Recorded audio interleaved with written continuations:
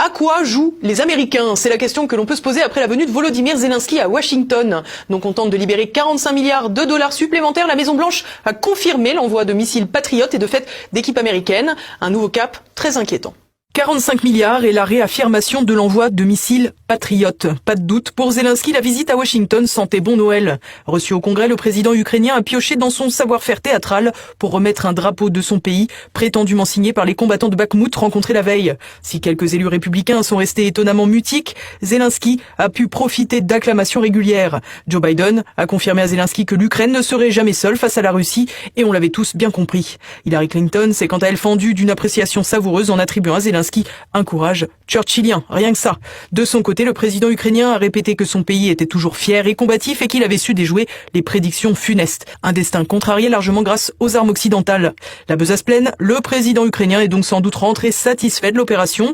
Il faut dire que son entourage, tout comme lui, refuse toute négociation de paix. Il a en effet affirmé qu'il ne ferait aucun compromis, une vision que Joe Biden a annoncé partagée. Si l'envoi de fonds à l'Ukraine peut s'entendre au vu des besoins humanitaires dans le pays, le point crucial de cette visite est bien entendu la question des missiles Patriot. Mais au-delà de l'armement de l'Ukraine se pose ici un problème déjà évoqué dans notre précédente édition, l'envoi de soldats américains sur place. Une éventualité qui jusqu'ici a toujours été rejetée par le Pentagone et la Maison-Blanche au vu d'une opposition populaire très franche qui doit aussi en avoir assez de voir ses impôts directement envoyés à Kiev. Mais l'utilisation des missiles américains Patriot nécessite une formation que les troupes ukrainiennes n'ont pas encore. Dans ce cadre, il faudra donc envoyer officiellement des instructeurs sur place, même si une partie des formations pourrait avoir lieu en Allemagne. C'est donc un véritable cap qui est franchi et il est loin de rapprocher le peuple ukrainien de la paix, bien au contraire. Une décision lourde de sens donc qui semble également prise dans la précipitation, car tout porte à croire que le pouvoir démocrate américain redoute le changement de la Chambre des représentants dès janvier prochain.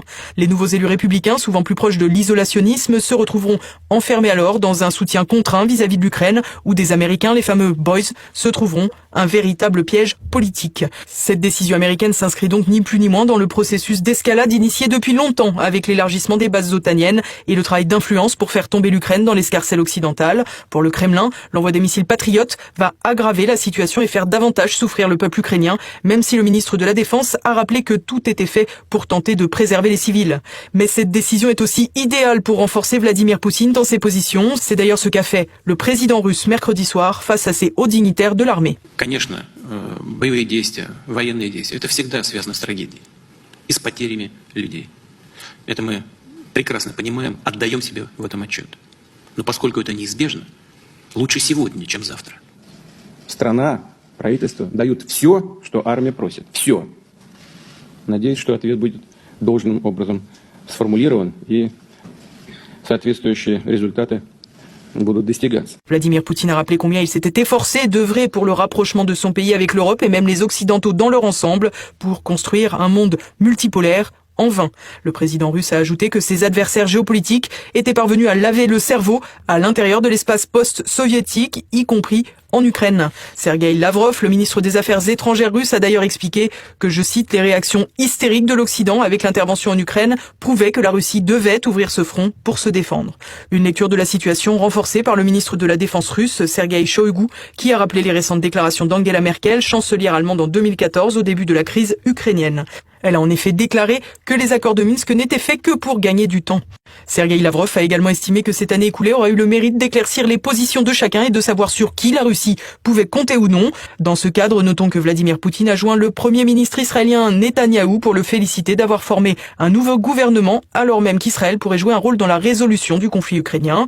Le président russe, contrairement à son homologue ukrainien, a affirmé attendre des négociations constructives pour garantir la sécurité de tous. Il a toutefois expliqué renforcer les dispositifs militaires de son pays, une décision que les déclarations américaines viennent de justifier.